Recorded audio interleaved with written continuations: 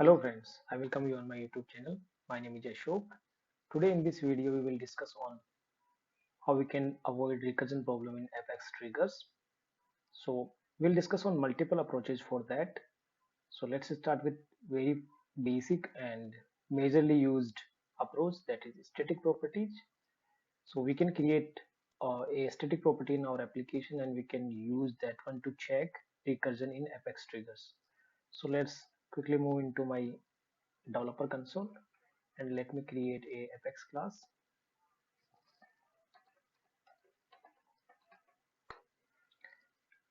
In this class I'm going to create a static property,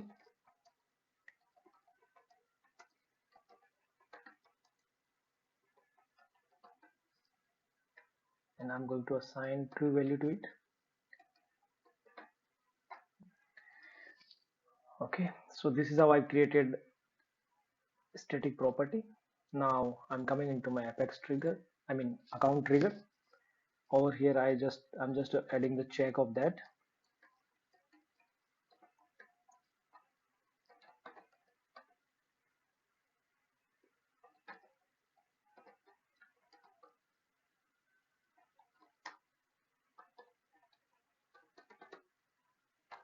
So whenever we found value of run once is false, then we will just return from here only, and when it comes for first time, then we will update the value of run once to false. Okay, so this is how you can create a class and static property and you can use in your Apex triggers. So whenever your trigger run first time, the value of run once will be true and program will directly come over here because this condition will be false in that case, and we are assigning value to false. And if due to recursion, if it will come second time over here, in that case value will be false and program will return from here directly. Okay, but we have a few issues with this approach, so let's discuss them also.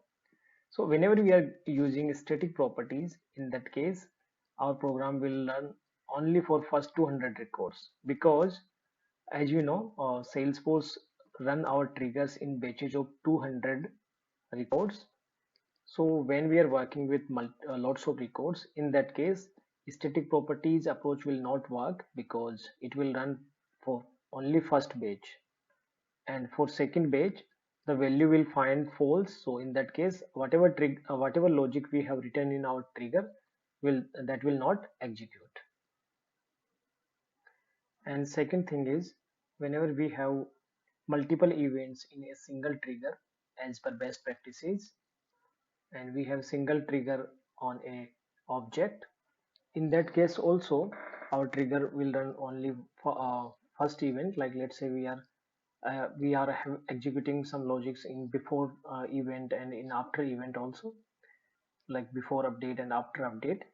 In that case our trigger will run only for before, not for after, because we have a static property and we have changed the value of that one. And whenever our trigger is calling second time for after in the same transaction, in that case system will find false value of run once, and whatever logic we have written in the after event, that will not execute. And the third thing is, we need to create multiple properties for multiple triggers. Let's say we want to use this static property in account and contact both, and let's say in a scenario both are being executed in a single transaction. In that case our second trigger will not execute if we are using same property, because first one is already marked that false. So in the second trigger we will find it directly false, so the logic, whatever logic we have in that second trigger, will not execute. So this is how we have lots of problems with using the static property. So whenever you are going to use the static property to avoid the recursion in your Apex trigger, you should keep these problems in your mind so you can avoid unnecessary future problems in your program. Now the second approach is, you can create a static set variable to hold all the processed record IDs. And in beginning of your trigger, you can check that record ID already processed or not. And after performing all the logic, you can save that record ID into static set variable. This approach is better than static property because with the help of this approach, we can process our logic for all the records. Because with static property, we can perform logic only for first 200 records, but with the help of static set variable, we can perform logic for all the available records. Like for second batch iteration also, our logic will perform because in the second batch, we will have all the new record IDs. Okay, but still with this approach also we have few drawbacks, so let's discuss about them. This approach will also not work with multiple trigger events, like let's say we have written before and after events, like before update and after update. And if we have stored our record ID in set in before event, and if our trigger is calling for after event, then our record ID will already exist over there. So still we have a problem with this approach also. So to avoid these problems, we will discuss third approach. Now in third approach, we can create a static map property to hold all process record IDs with operation type. Operation type is enum that is available in trigger class. With the help of that, we can check running context of trigger, like before update, after update, before delete, kind of that. And we can also use this one with the switch statement. This makes our code better. And to keep this video short, I have already implemented this third approach in one of my Apex class, and I will share my GitHub repository link with you guys so you can download code from there. Now quickly jump into my developer console. Here I already have created a class trigger helper. In this class I have created a static map property. This will hold all the record IDs with operation type.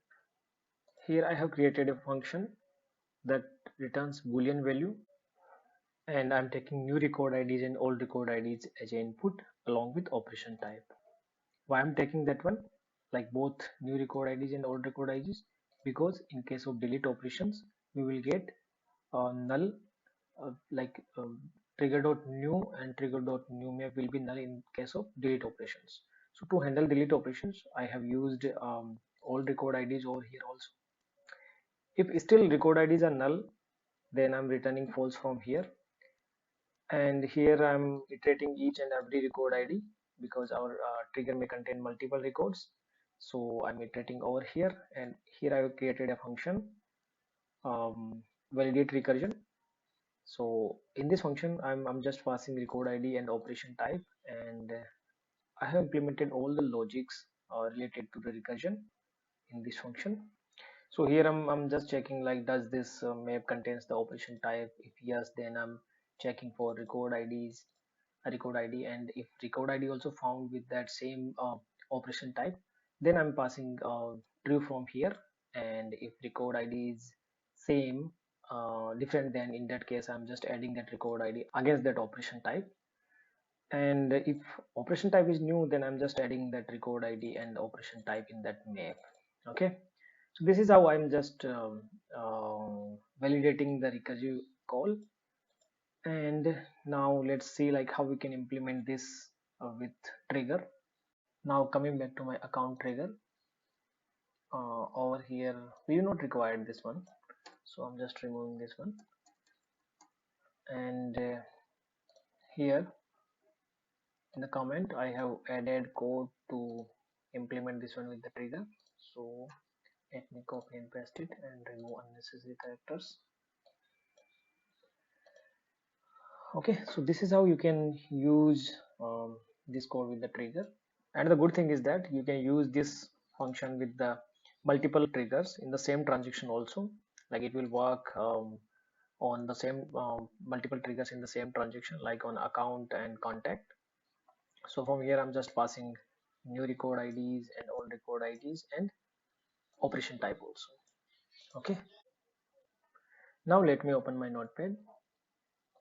So as we have seen, like this approach is better than these two, because over here This will work with all the trigger batches. Like if you have more than 200 records, then also it will perfectly work. And this will also perfectly work with generic trigger handlers or trigger handler design pattern, because we are handling multiple trigger events in this case. And it will also work with multiple triggers in the same transaction, so we do not have to write logic for each and every trigger. So I think that's it for in this video. I will share GitHub repository link in description. You can copy code from there and use in your applications. Thank you for watching my video. Please like my video and subscribe my YouTube channel so you will get notification for my future videos. Thank you so much. Have a great day.